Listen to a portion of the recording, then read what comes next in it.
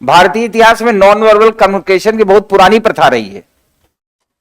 प्राचीन काल में एक बड़ी खूबसूरत महिला होती थी और विद्वान भी। महिला अगर खूबसूरत भी हो, विद्वान हो, तो फिर पूछना ही क्या। उनका नाम था विद्योत्मा। सुना है? इतनी खूबसूरत थी विद्योत्मा, और जितनी खूबसूरत थी उतनी ही विद्वान थी। कोई उनसे तर्क में जीत नहीं सकता था, उनके इंटेलिजेंसी का यह लेवल था। तो ऐलान हुआ कि जो विद्योत्मा जी को शास्त्रार्थ में हरा देगा, डिबेट में, आर्गुमेंट में, विद्योत्मा उसी से विवाह करेंगी।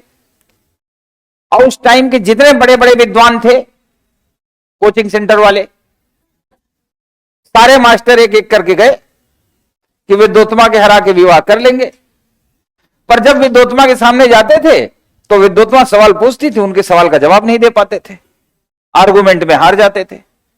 फिर उस टाइम के जितने विद्वान थे, सब लोगों ने मिलकर प्लान किया, तब इस महिला को सबक सिखाना है। तो गुजर रहे थे रास्ते से, देखा जंगल में एक पेड़ पर एक आदमी बैठा है, जैसे एक पेड़ है ना और डाल ऐसे निकली हुई है, तो लोग इधर बैठ के इधर से काटते हैं ना, वो इधर बैठ के इधर से काट रहा था। देखा, समझ गए यही है अपना असली वाला। उसको किसी तरह नीचे बुलाए, आपको हमारे साथ एक चलना। कहा मैं बिल्कुल नहीं जाऊंगा, मैं लकड़ी काटूंगा, अपने भोजन का इंतजाम करूंगा। तो जो उस टाइम के विद्वान थे, उन लोगों ने समझाया कि आप बिल्कुल चिंता न करें, आपके खाने पीने का, कपड़े का भी सारा इंतजाम करवाता हूं। लोगों ने नहलाया धुलाया, भोजन का इंतजाम किया, उन्होंने भोजन कर लिया। फिर विद्वान लोग उनको लेके गए कि आपको हम एक जगह ले चल रहे हैं, आपकी बड़ी खूबसूरत महिला से विवाह कराएंगे। एक तो बेरोजगार, ऊपर से मूर्ख, अब विवाह खूबसूरत महिला से तैयार हो गए। लेकिन उनको समझा रखा था कि आपको बोलना नहीं है। अब सोचो इशारों में क्या क्या हो सकता है। गए, विद्योत्मा जी के यहां मैसेज गया कि एक गुरु जी आए हैं, वो आज शास्त्रार्थ करके विद्योत्मा को हराएंगे। विद्योत्मा जी दरबार में आई तो जो उनके साथ वाले विद्वान थे, जो गए थे एक साथ, उन लोगों ने कहा आज मेरे गुरु जी आपसे शास्त्रार्थ करेंगे। पर एक बात है मैडम, गुरु जी का मौन व्रत चल रहा है, ये बोलेंगे नहीं, शास्त्रार्थ इशारों इशारों में होगा, और यदि आप हार गई तो शर्त के हिसाब से आपको इनसे विवाह करना होगा। विद्योत्मा जी बैठ गई, सामने गुरु जी बैठ गए। अब इशारों में क्या क्या इशारे हो सकते हैं आप जानते ही हो, समझ तो गए ही होगे। तो विद्योत्मा ने सबसे पहले ऐसे किया। अब विद्योत्मा ने ऐसे किया, तब तक जो उधर पेड़ काटने वाले गुरु जी थे, उन्होंने तुरंत ऐसे कर दिया। तो सवाल ये, इशारे तो हो गए, व्याख्या कौन करेगा? तो जो अन्य लोग थे, उन लोगों ने विद्योत्मा जी से पूछा, विद्योत्मा जी इसका मतलब क्या हुआ? तो उन्होंने कहा कि परम सत्ता एक ही है। तो फिर विद्योत्मा ने पूछा आपके गुरुजी का मतलब क्या हुआ?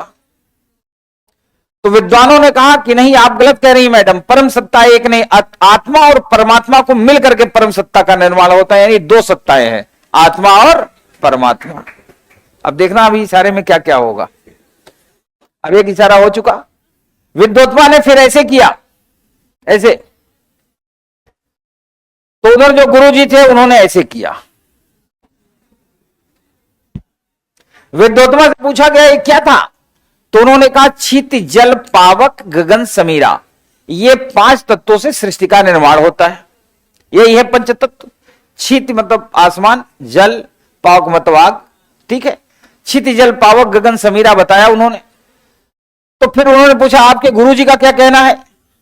कहा गुरुजी ने हमारे कहा है कि 5 तत्व होते जरूर हैं, पर जब तक इनका मिलन नहीं होगा सृष्टि का निर्माण। बस विद्योत्मा हार गई।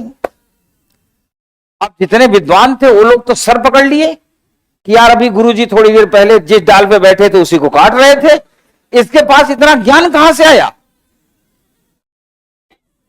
तो उनको किनारे लेके गए, गुरुजी बताओ आपको ज्ञान कहां से आया? तो बताया कि मैंने सीसेट की क्लास में। कैसे किया? कहा तुम लोग मूर्ख हो, मुझे चुप रहने के बोले। जब उसने कहा कि तुम्हारी एक आंख फोड़ूंगी, तब मैंने कहा दोनों। अब देखो व्याख्या से क्या क्या होता है ना।